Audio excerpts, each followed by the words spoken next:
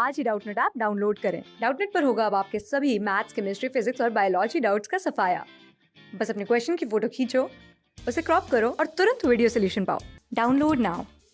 इस वीडियो में हम बात करेंगे मास डिफेक्ट के बारे में। ठीक है, मास डिफेक्ट क्या होता है और उसको कैसे हम फाइंड आउट कर सकते हैं। ठीक है, तो हमने बात की थी, हम जानते हैं, हमने इससे पहले बात की थी बाइंडिंग एनर्जी की। तो बाइंडिंग एनर्जी के बारे में हमने देखा था कि जो न्यूक्लियस होता है, न्यूक्लियस के अंदर क्या होते हैं, न्यूक्लियॉन्स होते हैं। ठीक है, और बाइंडिंग एनर्जी का काम होता है इनको, न्यूक्लियॉन्स को एक साथ रखना। ठीक है, होल्ड करके रखना, मतलब इस तरह से हमारे पास न्यूट्रॉन और प्रोटॉन होते हैं जिनको हम क्या बोलते हैं, न्यूक्लियॉन्स बोलते हैं। और ये हमारा क्या है, ये हमारा न्यूक्लियस है।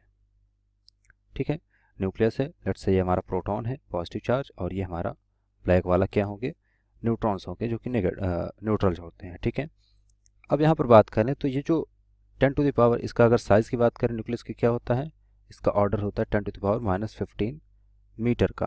ठीक है, तो 10⁻⁻15 मीटर के वॉल्यूम में, मीटर क्यूब के वॉल्यूम में अगर हम देखें तो ये न्यूक्लियस में इतने सारे जो है प्रोटॉन न्यूट्रॉन सब साथ में रखे जाते हैं। जबकि प्रोटॉन क्या होते हैं, पॉजिटिवली चार्ज होते हैं, तो एक दूसरे को रिपल करते हैं। तो उनको साथ में रखना बहुत ही मतलब साथ में रखने के लिए बहुत ही ज़्यादा फोर्स की ज़रूरत पड़ेगी, क्योंकि क्या करेंगे, दोनों सभी प्रोटॉन क्या है, आइडेंटिकल होते हैं। तो सभी प्रोटॉन के पास सेम मास सेम चार्ज है।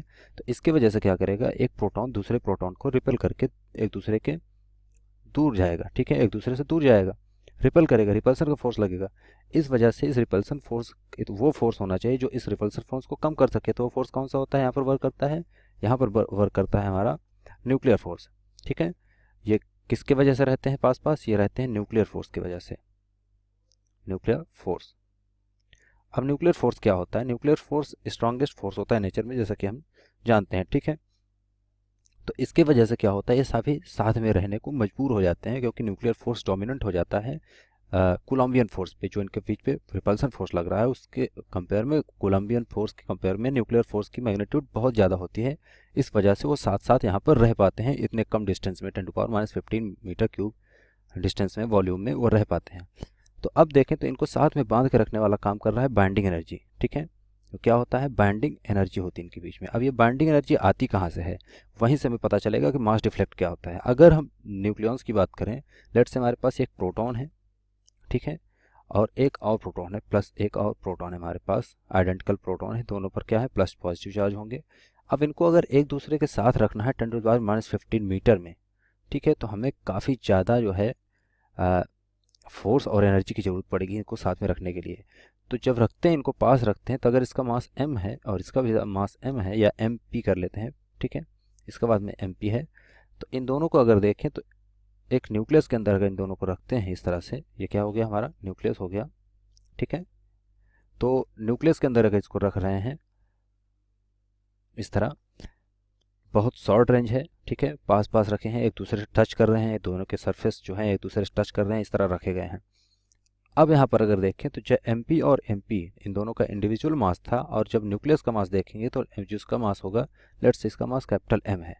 ठीक है, तो यहाँ पर अगर देखें तो जो mp है या 2mp, दोनों का कितना मास हो गया, 2mp, और इक्वल होगा हमारा m के, होना चाहिए। ठीक है, ये एक्सपेक्टेड मतलब क्या है, दो प्रोटॉन अगर ऐड होंगे तो एक न्यूक्लियस बन रहा है जिसमें दो ही प्रोटॉन है, दो ही प्रोटॉन इसमें न्यूक्लियस है, तो ये इक्वल होना चाहिए, लेकिन ऐसा नहीं होता।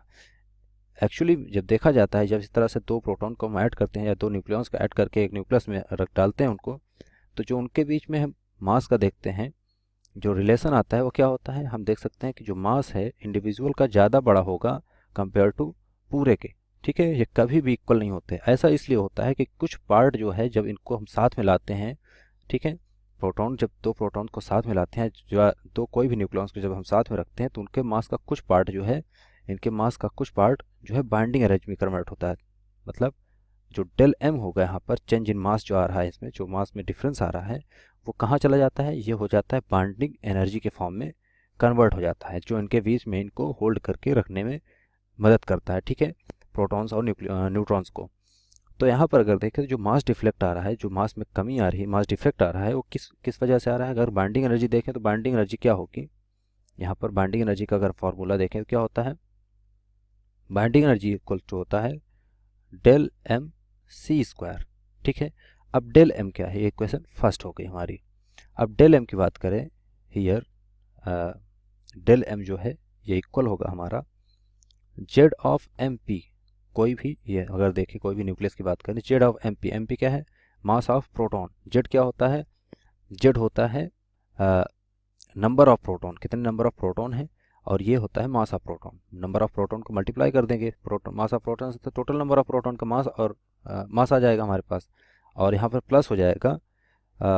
और न्यूक्लियस में क्या होता है, न्यूक्लियॉन्स होते हैं, न्यूट्रॉन्स होते हैं, तो हो जाएगा N of M N, mass of neutron, ठीक है, एम एन, और ये हो जाएगा एन, या एन को हम चाहें तो हम एन को क्या लिख सकते हैं, अभी दूसरे स्टेप में लिखते हैं, और इसमें से माइनस हो जाएगा, क्योंकि हम देख रहे हैं कि जो डेल एम आ रहा है इन दोनों के मास में से अगर इस मास को हम माइनस कर दें तो जितना मास कम हो रहा है उतना हमें मिल जाएगा, वही हमारी क्या होगी, बाइंडिंग एनर्जी होगी। तो ये हो जाएगा माइनस मास ऑफ जो मास डिफेक्ट है, मतलब मास ऑफ एक्स। एक्स क्या है यहाँ पर, एक्स यहाँ पर है हमारा न्यूक्लियस, न्यूक्लियस की बात कर रहे हैं, न्यूक्लियस को हम एक्स बोल रहे हैं यहाँ पर, ठीक है, एक्स एलिमेंट का न्यूक्लियस है, तो मास ऑफ एक्स, जो कि इसका टोटल मास हमें मिल रहा है, जो एक्चुअल मास हमें मिल रहा है वो ये है, और जो एक्सपेक्टेड मास था, एक्सपेक्टेड मास सिर्फ ये होना चाहिए थे, ठीक है। अगर इसको ब्रैकेट में कर दें तो जितना ब्रैकेट में है ये एक्सपेक्टेड मास है, लेकिन इसमें से एम एक्स माइनस करना पड़ रहा है, क्योंकि हमारा जो मास आ रहा है वो ये आ रहा है, तो दोनों में जो कमी होगी वो क्या होगा, मास डिफेक्ट होगा। तो यहाँ से हम इसको देखें तो इसको हम एक और फॉर्म में लिख सकते हैं, इसको लिख सकते हैं डेल एम इक्वल हो जाएगा Z of M P, plus N को हम क्या लिख सकते हैं, इसको लिख सकते हैं ए माइनस जेड, ठीक है। मास ए क्या है यहाँ पर, मास नंबर होता है, और minus atomic number, mass number में से एटॉमिक नंबर निकाल देते हैं, न्यूट्रॉन आ जाएगा, तो ये हो जाएगा एम एन के, ठीक है, और माइनस हो जाएगा मास ऑफ एक्स, जो कि न्यूक्लियस है, एलिमेंट है, ठीक है, मास ऑफ एक्स। तो इस तरह से हम देख सकते हैं हमारे पास ये रिलेशन आ गया है मास डिफेक्ट का, ठीक है। अब इसकी वैल्यू अगर हम यहाँ पर मल्टीप्लाई कर दें, ठीक है, इसकी वैल्यू को यहाँ पर अगर पुट कर देते हैं तो हमें क्या मिल जाएगा, बाइंडिंग एनर्जी मिल जाएगा, और इसकी यूनिट हमारी होगी इलेक्ट्रॉन वोल्ट या मेगा इलेक्ट्रॉन वोल्ट की यूनिट आएगी, ठीक है। तो यहाँ पर अगर हम देखें तो मास डिफेक्ट जो आ रहा है, इसको अगर एक्सपेक्टेड मास और एक्चुअल मास के टर्म में लिखें तो हमारा एक्सपेक्टेड मास क्या है, एक्सपेक्टेड मास, एक्सपेक्टेड मास क्या था, एक्सपेक्टेड मास जो आना चाहिए वो आना चाहिए हमारा एम एक्सपेक्टेड को ई एक्स लिख रहे हैं, ठीक है, और ये इक्वल होना चाहिए जेड ऑफ एम पी, और प्लस होना चाहिए एन ऑफ एम एन के, ठीक है, या एन के जगह पर हम अगेन ए माइनस जेड लिख सकते हैं, ठीक है।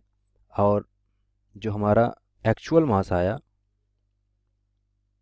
एक्चुअल मास जो हमें मिलता है न्यूक्लियस का, ठीक है, बाइंड करने के बाद जब न्यूक्लियॉन्स को साथ में रखते हैं तो क्या मिलता है, एक्चुअल को ए सी लिख रहे हैं, ठीक है, और ये इक्वल होगा हमारा, ये इक्वल आता है हमारा, हम देख सकते हैं कि M of atom, mass of atom जो होता है माइनस हो जाता है मास ऑफ, मतलब number of Z of M E. Z क्या है, एटॉमिक नंबर उस एलिमेंट का, ठीक है, और ये हो जाएगा उस एटम का एटॉमिक नंबर हो गया, और इनटू में हो जाएगा मास ऑफ इलेक्ट्रॉन, क्योंकि इलेक्ट्रॉन को मास को हम कंसिडर नहीं कर रहे हैं। अगर यहाँ पर देखें तो एक्सपेक्टेड मास में हम देख सकते हैं इलेक्ट्रॉन का कोई टर्म नहीं है। अगर टोटल न्यूक्लियर मास की बात करें, ठीक है, एटॉमिक मास की बात करें, तो एटॉमिक मास में एटम में इलेक्ट्रॉन भी होते हैं, तो हम इलेक्ट्रॉन को यहाँ पर कंसीडर नहीं कर रहे थे, तो इसलिए हमारा क्या हो रहा था, मास डिफेक्ट आ रहा था यहाँ पर, ठीक है, मास में इसलिए यहाँ पर वेरिएशन देखने को मिल रहा है। तो अगर यहाँ पर हम देखें तो हमारा जो डेल एम होगा, ठीक है, और यहाँ पर हम अगर इन दोनों को कंपेयर करें तो हम यहाँ पर लिख सकते हैं कि जो एम ऑब्जर्व्ड है या एक्चुअल है, एम एक्चुअल जो होगा वो क्या है, वो लेस देन होता है हरदम एम एक्सपेक्टेड से, ठीक है, क्योंकि ये माइनस हो रहा है, हम देख सकते हैं, ठीक है, मास ऑफ एटम जो एक्सपेक्टेड है उसमें से माइनस हो रहा है जेड ऑफ एम ही। तो इस वजह से हम यहाँ पर अगर देखें तो हमारा डेल एम जो है निकल के आता है, जो हमको बोलते हैं मास डिफेक्ट, ठीक है, मास डिफेक्ट जो होता है यहाँ से निकल के आता है, इसको हम बोलते हैं डेल एम, और डेल एम इक्वल्स टू होता है यहाँ से ये दोनों का क्या होगा, दोनों का जो होगा यहाँ पर दोनों का जो डिफरेंस आएगा वो इक्वल होगा हमारे मास डिफेक्ट के, तो ये हो जाएगा M expected minus M actual, ठीक है। सो यहाँ से हम इसको लिख सकते हैं डेल एम इक्वल हो जाएगा एम एक्सपेक्टेड की वैल्यू हमारे पास थी Z of M P plus N of M N, ठीक है, और माइनस हो जाएगा m ऑफ एटम और माइनस हो जाएगा z ऑफ m e के। ठीक है, तो हमारे पास हम देख सकते हैं ये फार्मूला आ गया हमारा किसका, ये फार्मूला है मास डिफेक्ट का। ठीक है, तो हम यहाँ से किसी भी न्यूक्लियस का, किसी भी एटम का हम निकाल सकते हैं मास डिफेक्ट क्या होता है। तो हम कौन सा फार्मूला यूज़ करेंगे, हम यूज़ करेंगे del M equals to Z M P plus N M N minus M of atom, mass of atom जो कि एक्चुअल एटम का मास है, और माइनस हो जाएगा उसमें से इलेक्ट्रॉन के मास को हम माइनस कर देंगे, तो हमारे पास टोटल मास डिफेक्ट यहाँ पर आ जाएगा। ठीक है, और ये जो मास डिफेक्ट होता है ये किस में कन्वर्ट होता है, ये कन्वर्ट हो जाता है बाइंडिंग एनर्जी में, क्योंकि हमने देखा था कि जो बाइंडिंग एनर्जी होती है वो क्या होती है, ये होती है डेल एम इंटू सी स्क्वायर के, मतलब स्पीड ऑफ लाइट के स्क्वायर को अगर इससे मल्टीप्लाई कर दे तो ये क्या होता है, रेस्ट मास होता है। एम सी स्क्वायर क्या होता है, E equals to M C square, तो वही हम लिख रहे हैं यहाँ पर डेल एम, यहाँ पर एम नहीं है, डेल एम है, चेंज इन मास जो है।